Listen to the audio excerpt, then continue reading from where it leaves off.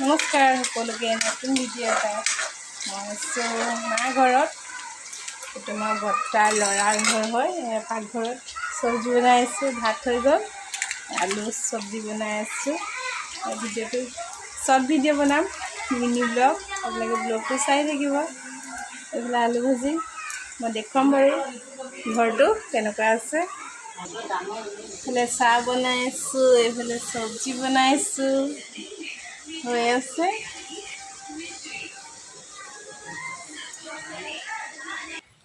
এইফালে নবৈ তাঁত লগাই থৈছে।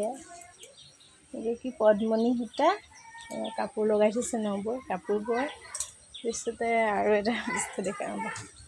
সেয়া পাছফালে দেখিছে বাৰাণ্ডাৰ নিচিনা আছে। এইটো চৌকা এটা ঘৰ ধুনীয়াকৈ মানে বৰষুণ দিলেও সিহঁতৰ টেনশ্যন নাই। তাৰ গেছটো ঘুপুককৈ যদি আদায় হয় তেতিয়াও টেনশ্যন নাই।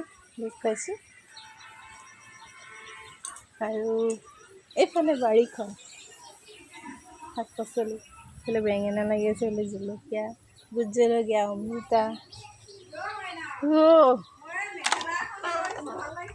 ৰ'ব, এইফালে ৰঙালাও গছ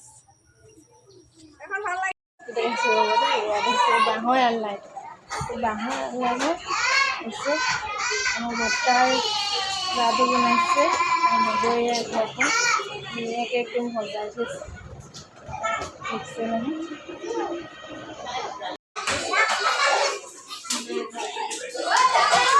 এইফালে আমাৰ বৰ্তাহঁতৰ আগফালৰ ৰুমটো, বৰ্তাহঁতৰ মোৰ দাদা হয়, বৰ্তাৰ ল'ৰা। আগফালৰ ৰুমটো ধুনীয়াকৈ নবৈ একদম সজাই থৈছে। কেঁচা ঘৰ কিন্তু ধুনীয়াকৈ সজাই থৈছে আৰু দেখিবলৈ ভাল লাগে কেঁচা ঘৰকেইটা। এতিয়াতো মানুহৰ চব পকা ঘৰ আৰু কেঁচা ঘৰখিনি দেখিলেই ভাল লাগে।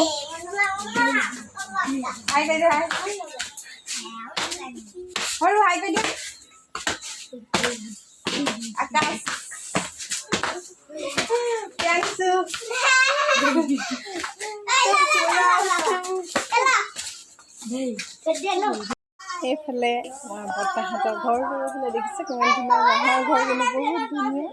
গোটেই ফুল গছ, এইফালে গোটেই ফুল গছ, এইফালে এয়া গোটেই ফুল একদম ফুলেই ফুল। এইফালে বাৰীখন, এইটো ঘৰটো, ল'ৰা ছোৱালী দেখিছে কিমান গা ক'ত খেলি আছে। ল'ৰা ছোৱালী গোটেইকেইটা খেলি আছে।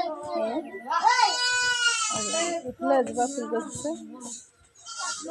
আমাৰ বাগান আছে, এইফালে আছে ওচৰতে। সেইটো বেলেগ দিনাখন দেখাম আৰু। সেয়া আমাৰ দাদা ঘৰৰ পৰা যাবলৈ ওলালোঁ ঘৰলৈ। Bye bye. ভিডিঅ'টো ইয়াতে সামৰণি মাৰিছোঁ।